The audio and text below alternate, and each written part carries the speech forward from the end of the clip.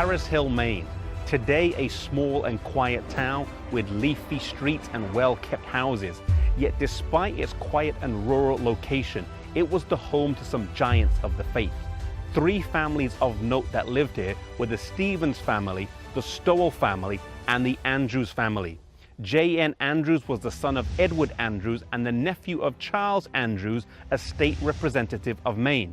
Cyprian Stevens had two daughters, one of whom married Uriah Smith and the other married J.N. Andrews.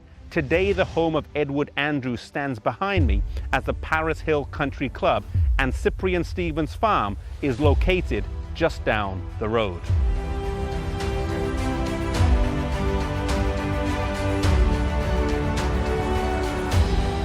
But we start the story with another family, when in the spring of 1845, a tract by T.M. Preble on the Sabbath made its way to the home of Louis B. Stowell. He set the tract aside, but his 15-year-old daughter, Marion, picked it up and decided to read it. She was convinced on the truth of the Sabbath and decided to keep it. She then shared the tract with her brother Oswald, and he also decided to keep the Sabbath. They then called J.N. Andrews, who was only 15 years old but was respected as having an intelligent mind. He read the tract and also decided to keep the Sabbath.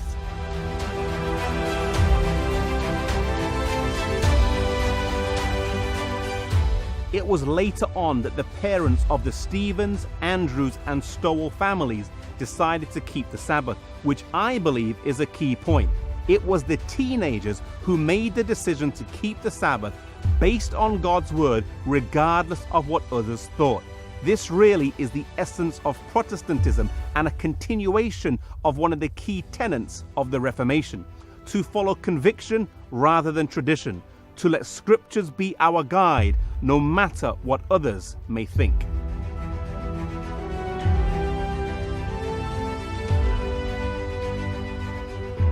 Louis B. Stowell sent a letter and $10 to the Seventh-day Baptist minister in Hopkinton, Rhode Island, to obtain some more materials. Soon the tracts arrived and a small company of Sabbath-keeping Adventists was established in Paris Hill, Maine.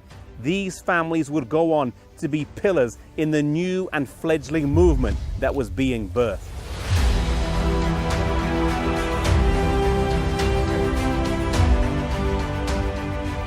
Paris Hill, Maine is also the birthplace of the Review and Herald, today published as the Adventist Review. From August to November of 1850, a magazine was published here called the Advent Review. And then from November 1850 to June 1851, the Review and Herald was published here in a building near this site. It would then move on to Saratoga Springs, New York, Rochester, New York, before moving to Battle Creek, Michigan.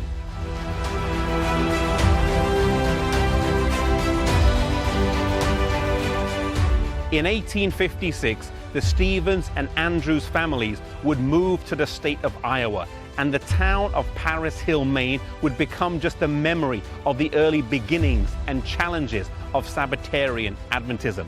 Though the action had moved on from this town, their example of faithfulness under conviction lives on today and stands as an example of how we ought to live our lives. It doesn't matter who else makes a decision or what authority is trying to instruct and guide us. We need to be true to the convictions of our conscience first and foremost.